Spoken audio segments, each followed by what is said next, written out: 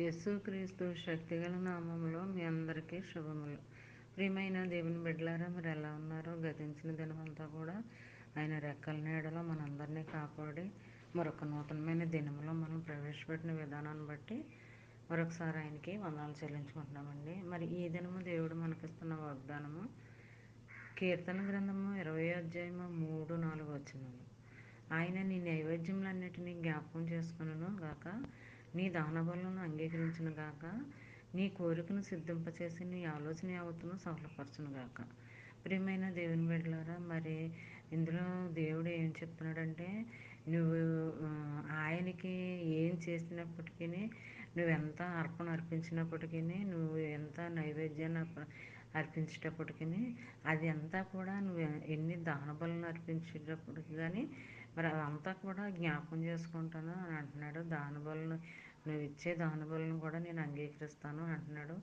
మరి ఇవన్నీ నువ్వు చేస్తున్నావు కాబట్టి, మరి ఏ ఉద్దేశంతో చేస్తున్నావో మరి అది నేను నీ ఆలోచన యావత్తును కూడా నేను సఫలపరుస్తాను, కోరికను నెరవేరుస్తాను అని నీ ఆలోచన యావత్తు మొత్తం నీకు ఏదైతే అవసరమో అదంతా కూడా నేను తీరుస్తాను, చేస్తాను అని మాట ఇస్తున్నాడండి. దేవుడు ఒకసారి మాట ఇచ్చాడంటే ఎప్పటికీ కూడా అది మాట తప్పనివాడండి ఆయన. అందుకని ఎప్పుడు కూడా ఒక్కసారి మాట ఇవ్వడం జరిగితే అవి అలా నెరవేర్పును కలుగుతూనే ఉంటాయండి. నువ్వు అందుకుంటానే ఉంటావు, అవి పొందుకుంటానే ఉంటావు. మరి ఆశీర్వాదాలేంటి, అద్భుతాలేంటి, ఏవైనా సరే మరి నువ్వు ఆయన సన్నిధిలో మరి మోకరించి ప్రార్థన చేసుకున్నప్పుడు, యథార్థంగా నమ్మకంగా నువ్వు ఉన్నప్పుడు ఇవన్నీ కూడా నీ పట్ల దేవుడు జరిగిస్తాడనమాట. మరి అంతే కదండి, ఈ చిన్న వాగ్దానం నీ ఫ్రెండ్స్ సర్కిల్లో పంపించండి.